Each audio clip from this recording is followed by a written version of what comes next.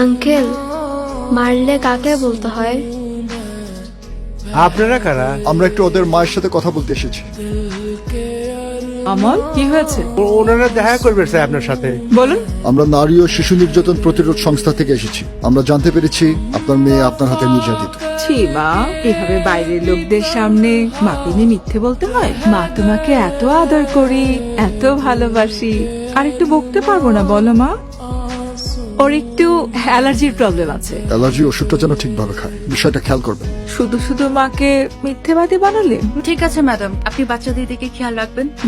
মানুষের কাছে বিচার দিস না।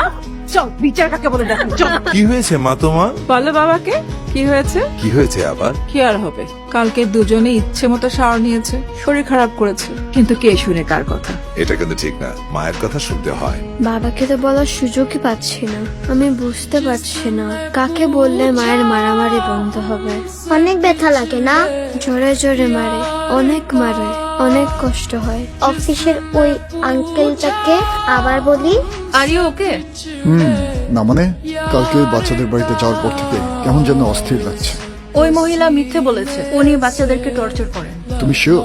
অবশ্যই। উনি মিথ্যে বলেছেন, মারে, অনেক জোরে জোরে মারে, আমার অনেক ব্যথা লাগে। কিন্তু তোমার মা তো অন্য কথা বললো। উনি আমার মা না। তুমি সত্যি বলছো উনি তোমাদের মা না? না, আমার মা 7 বছর আগে রাতে আমাদের বাড়ির সামনে অ্যাক্সিডেন্টে মারা গিয়েছে। বাড়ির সামনে? মানে তোমাদের বাড়ির সামনে? আঙ্কেল, আমি কি কোনো ভুল করেছি? মোটেও না।